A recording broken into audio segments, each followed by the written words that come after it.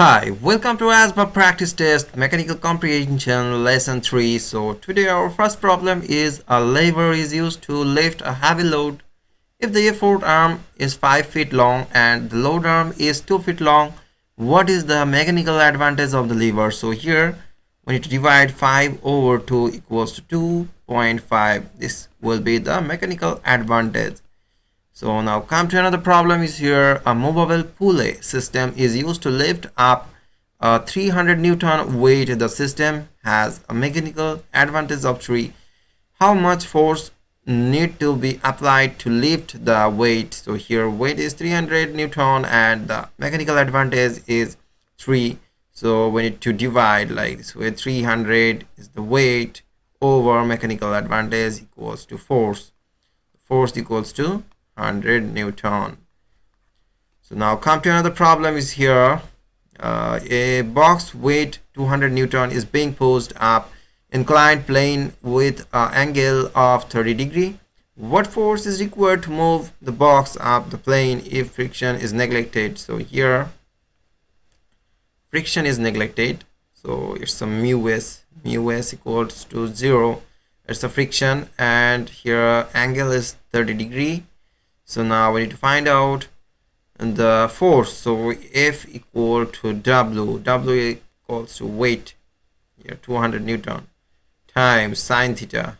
So sine theta, here theta value is 30 degree. Theta value is 30 degrees. So now we need to calculate like this with 200 Newton times sine 30. So sine 30 degree value will be half.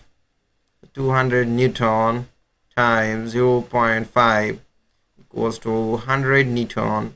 So this will be the answer. Now come to another problem is here. A small gear with 12 teeth is matched up with a larger gear 36 teeth. If the smaller gear is rotating at 120 rpm. So here the equation is like the teeth. So here TS times it's the RPM. So VS will be the RPM equals to, here the larger teeth is, here we can write down like this way, LS. So it's a LS and VS will be the RPM, and here also we can sign like this way, RPM RS. So here the larger teeth will be LT or LL times RT. So here we need to find out the rotational speed of larger gear.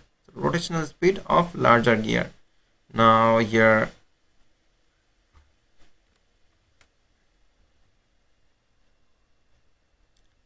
so we need to find out the RT value. So here RT equals to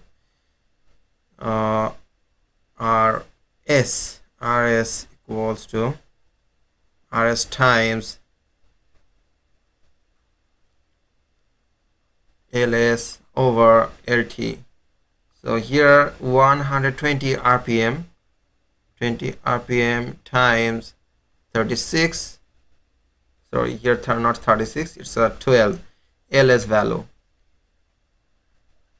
So LS value is 12 and LT value is 36, larger teeth.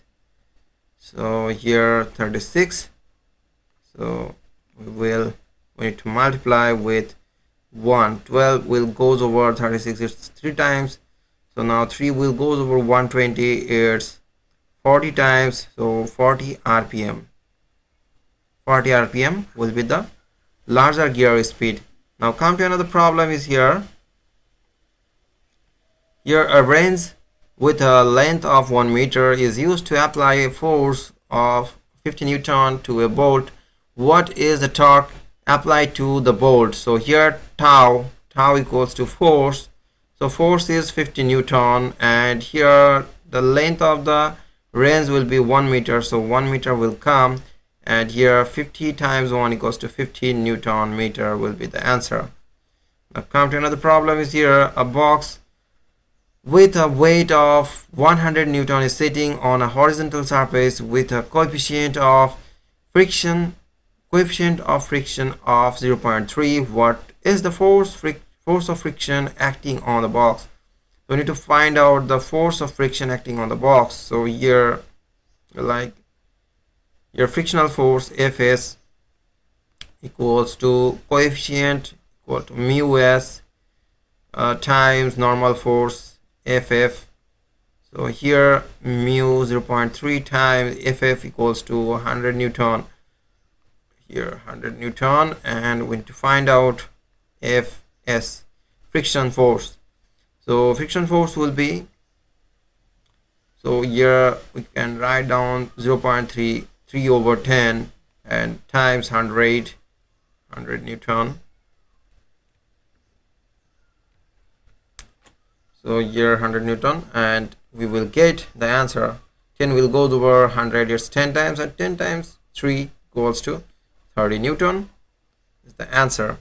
Now come to another problem. Is here a 6 meter long beam weighs 180 Newton and is supported both ends. If a 90 Newton weight is placed 2 meter from the on end, where is the beam balance? So here the length of the beam is 6 meter and weight is W. Here it's a length beam LB and WB. The weight over beam is 180 Newton. Here 6 meter, and here also if a 90 Newton weights is placed, yes, 90 Newton weights is placed, weight load is 90 Newton, and here the weight is placed to balance the beam is 2 meters from the on end. So 2 meters, it's the load length for the load. So here 2 meter. So now we need to calculate the beam point. So beam point equal to xs, or you can write down mu s equals to, it's a load beam LB times WB plus WL weight load times LL load length. So here load length over summation of W, the amount of total weight. So here we need to now place the value 6 times 180 plus 90 times 2. So here we need to divide the central point for the load length. So here 6 meter divided by 2 equals to 3 meter. So here also we need to write down 3 meter. So here 3 meter will come, and now we need to calculate like this way: 180 plus 90 Newton. So we will get here 180 times 3 is 540 plus 90 times 2 equals to 180 over 270 equals to 4. So 8 plus 4 equals to 12. 2, 1 is a carry for next digit, and 1 plus 1 equals to 2 plus 5 equals to 7. 720. It's a 270. So here every single digit will be divided by 3. So here first we will divide by 3. Like 3 will goes over, not 3, we will divide by 90. Okay, so the 90 will goes over 270. It's 3 times. It's 3 times, and 90 will goes over 72. It's 8 times 9 equals to 72. So 8, 0 will be obsolete. So 8 over 3. So 8 over 3, and here we will get like 2 decimal 6 666. So this will be the answer. So 2.6 will be the friction or the beam point, 2.6 meter. So the answer will be 2.66 meter, the balancing point. So now come to another problem is here. Here a column of water is 12 meter tall. What is the pressure at the bottom of the column? So your density of water is 1000 kilogram per meter cube. So your pressure, we need to calculate pressure. So your density of the water is 1000 rho Z's. P equal to rho Z A's. A's is the height, rho is the density of water, and Z is the gravitational force. So your 1000 kilogram per meter cube times 9.8 meter per second square times height, 12 meter tall, 12 meter. So here first we need to calculate the unit. It's a meter per second square, so here's a, now we need to calculate like 1000 times, okay, 1000 times 9.8 equals to 9,800 Newton, and here also 9,800 Newton times 12 meter, so rho. We need to find out the density. So here 12, 0 0, and 12 times 8 is 84. 4 is will come, and 8 is the carry.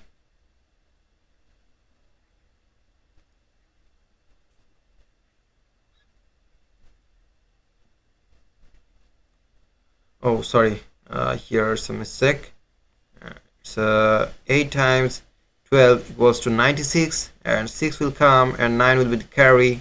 Here 9 times 12 equals to 108 plus 9, 108. So 100 plus 108 plus 9 equals to 117. So it's a 117